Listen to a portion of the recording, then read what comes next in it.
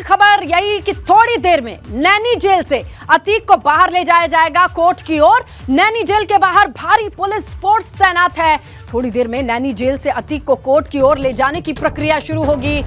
जज डॉक्टर दिनेश चंद्र शुक्ला ये फैसला सुनाने वाले हैं। इससे पहले प्रयागराज में नैनी जेल से लगाए एमपी एमएलए कोर्ट तक वो पूरा रूट इस वक्त सुरक्षा के घेरे में है। पूरे कोर्ट में कोई और सुनवाई नहीं होनी है।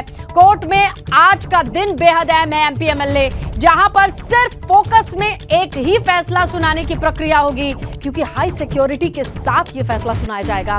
कोर्ट परिसर को भी सुरक्षा घेरे के साथ मुस्तैद किया गया है तमाम फोर्सेस को। इसके अलावा उस रूट को तैयार करके वहां पर पैनी नजर रखी गई है।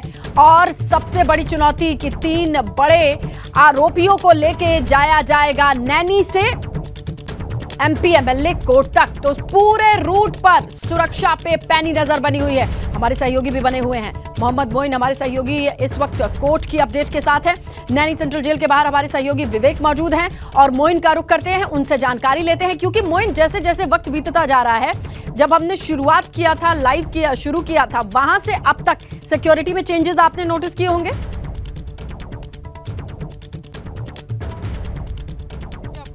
दोपहर 12:30 बजे फैसला सुनाया जाना है और जैसे जैसे वक्त नज़दीक आता जा रहा है वैसे वैसे जो कोर्ट कैंपस है वो छावनी में तब्दील होता चला जा रहा है। हम इस वक्त कोर्ट कैंपस के बाहर मौजूद हैं। यहाँ की तस्वीरें आपको दिखाना चाहते हैं कि पुलिस के साथ साथ पीएससी को लगाया गया है, इसके साथ साथ रैपिड एक्शन फोर्स को लगाया गया है।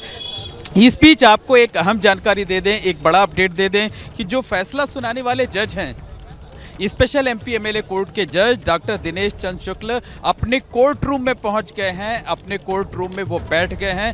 तमाम दूसरे जो मुकदमे हैं उन मुकदमों में आज तारीख दी जाएगी, तो वो कोर्ट रूम में बैठ गए हैं और 9:52 पर वो कोर्ट कैंपस पहुंच गए थे और इस वक्त अपने कोर्ट रूम में बैठ गए हैं। लेकिन जो इस मुकदमे का फैसला है, उमेश पाल अपहरण कांड का जो फैसला है, वो फैसला दोपहर 12:30 बजे आएगा। आप देख सकते हैं कि यहाँ पर पुलिस और पीएससी के साथ साथ जो रैपिड एक्शन फोर्स के जवान हैं वो आपको लगातार इसी तरह से मुस्तैदी के साथ दौड़ते भागते हुए लगातार अपनी ड्यूटी देते हुए वो नजर आएंगे। और एक बार कोर्ट परिसर के बाहर जो है वो थोड़ा सा हलचल बढ़ी हुई है, तो जिधर भी निगाहें जाएंगी आपको चारों तरफ सुरक्षा के लोग नजर आएंगे। और आपको बता दें कि उमेश पाल का जो अपहरण हुआ था साल 2006 में हुआ था। 17 साल के बाद इस मामले में फैसला आना है और अतीक अहमद और अशरफ समेत जो तमाम आरोपी हैं उन पर आईपीसी की धारा 364A के तहत भी चार्ज फ्रेम किया गया था।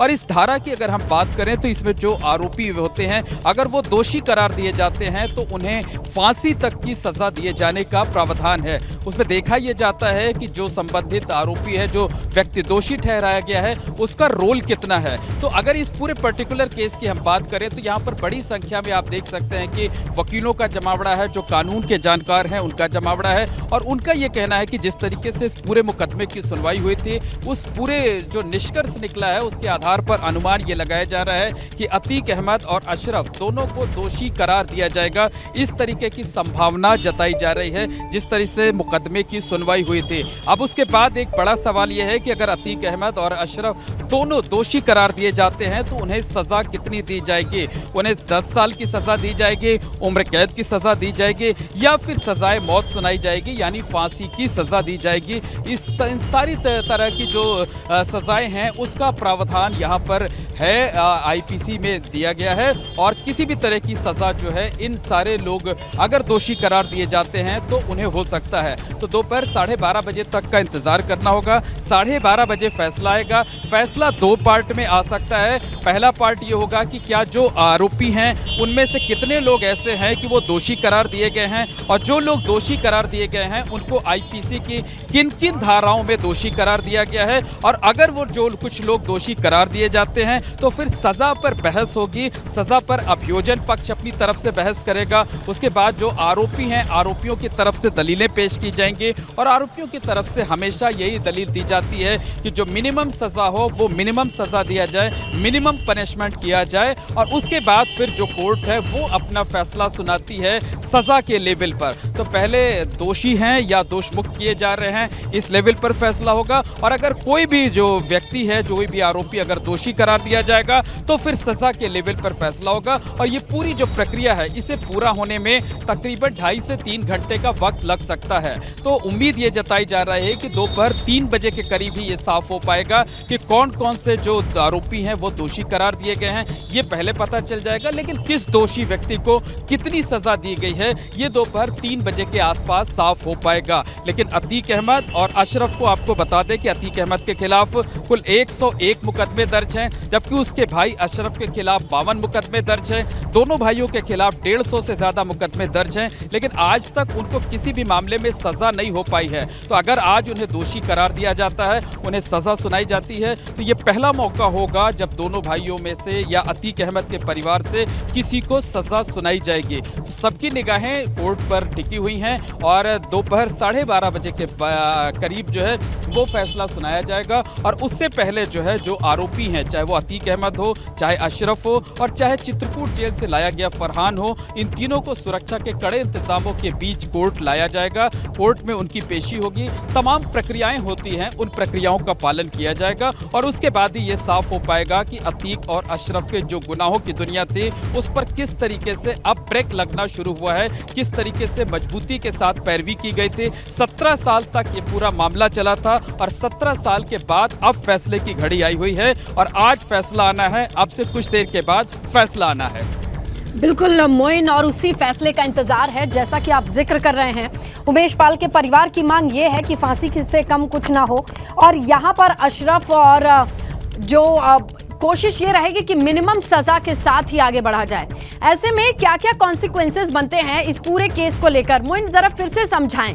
मिनिमम क्या सजा का प्रावधान है और मैक्सिमम तो आपने बताया ही।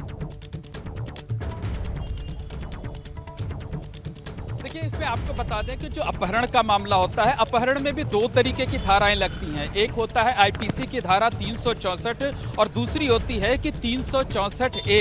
तो अतीक अहमद और अशरफ समेत जो बाकी आरोपी इस केस में हैं, उन पर 364A के तहत चार्ज फ्रेम किया गया था। जो 364 होता है उसमें उम्र कैद तक की सजा का प्रावधान है और जो 364A होता है उसमें सजाए मौत यानी फांसी की सजा तक का प्रावधान होता है। हालांकि डिपेंड ये करता है कि जो आरोपी होते हैं उन्हें किन किन धाराओं में दोषी करार दिया गया है और जिन धाराओं में दोषी करार दिया गया, अगर 364A में दोषी करार दिया गया है तो उसका रोल कितना पाया गया है कि उसका रोल कितना होता है। तो जो मैक्सिमम यहाँ पर आप देख सकते हैं, बाईं तरफ कहेंगे अपने कैमरा सहयोगी अनुराग से कि वो थोड़ा सा कैमरे को पैन करके दिखाएं। देखिए, बड़ी संख्या में यहाँ पर जो कानून के जानकार हैं, जो वकील हैं, दिन भर इसी तरीके के मुकदमों की पैरवी करते हैं, इस बारे में जानकारी रखते हैं। उनका ये कहना है कि ये जो पूरा मुकदमा है उमेश पाल के अपहरण से जुड़ा हुआ, जिसमें अतीक अहमद और अशरफ आरोपी हैं, उसमें 364A के तहत दोनों भाइयों को दोषी करार दिया जाना लगभग तय है। अब ये अदालत पर निर्भर करता है कि वो 10 साल की कैद देती है या उम्र कैद की सजा सुनाती है, लेकिन फांसी की सजा सुनाए जाने की उम्मीद ना के बराबर है कि सजाए मौत जो है इन्हें नहीं दी जाएगी। इस तरीके के लोग कयास लगा रहे हैं, इस तरीके की उम्मीद लगा रहे हैं। तो मैक्सिमम चांसेस ये है कि या तो 10 साल की सजा दी जाएगी या फिर उम्र कैद की सजा दी जा सकती है। उम्र कैद की सजा दिए जाने की संभावना ज्यादा है। बिल्कुल, उम्र कैद की सजा भी सुनाई जा सकती है। फिलहाल ये सजा सुनाने जाने में वक्त है और उससे पहले की चाक चौबंद व्यवस्थाओं पर नजर बनी हुई है।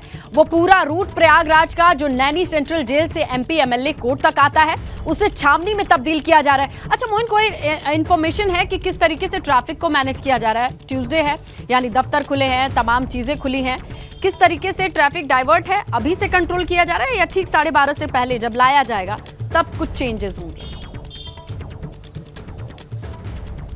देखिए, इस वक्त हम मौजूद हैं कोर्ट कैंपस के बाहर। सबसे पहले हम आपको कोर्ट कैंपस की ये तस्वीर दिखा देते हैं।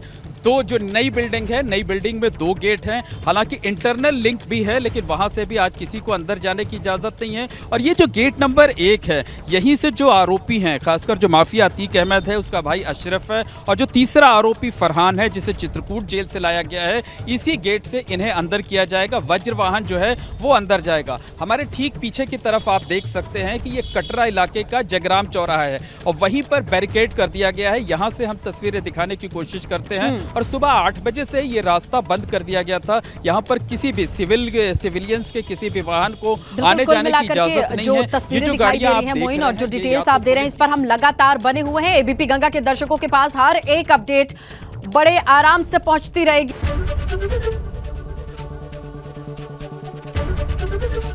एबीपी गंगा, खबर आपकी, जुबान आपकी।